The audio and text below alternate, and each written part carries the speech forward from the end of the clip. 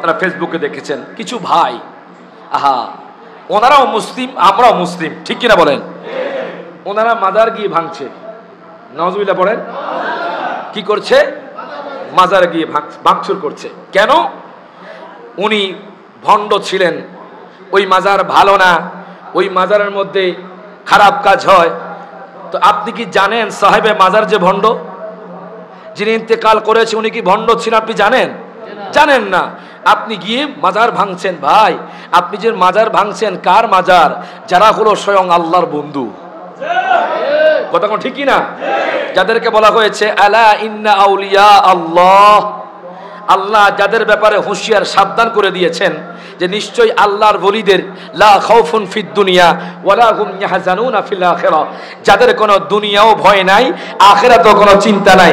আপনারা যে তাদের মাজার ভাঙছেন, ভাই আপনার মাইন্ডে আমি প্রশ্ন করছি, আপনি যে ভাঙছেন একটু কি চিন্তা করেছেন কার মাজার ভাঙছেন? আপনার দৃষ্টিকোণ থেকে হয়তো মাজারের মধ্যে ভণ্ডামি হচ্ছে, হ্যাঁ যারা মাজারে ভণ্ডামি করে তাদেরকে শায়েস্তা করেন, কিন্তু সাহেবে মাজারের মধ্যে হাত দেবেন না। হাত তুলে কোন ঠিক না বেঠে? এখনো তো আপনারা হক্কানি আল্লাহর ওলির মাজারে যেতে পারেন নাই। যদি একবার যান মনে হয় না আপনারা এক কদম আসতে পারবেন। কথা কোন ঠিক না?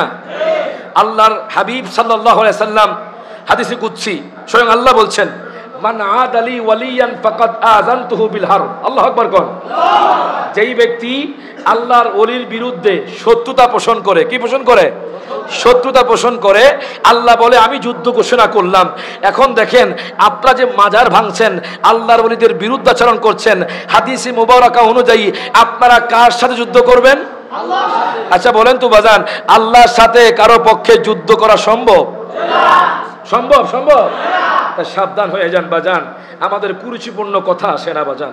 আপনারা যে মাজার ভাঙছেন আমাদের অন্তর রক্তক্ষরণ হচ্ছে। শুধরিয়া যান, যখন আযাব আসবে পলায়ন করার জায়গা পাবেন না। কথা কোন ঠিক কিনা? এই বাংলাদেশের মধ্যে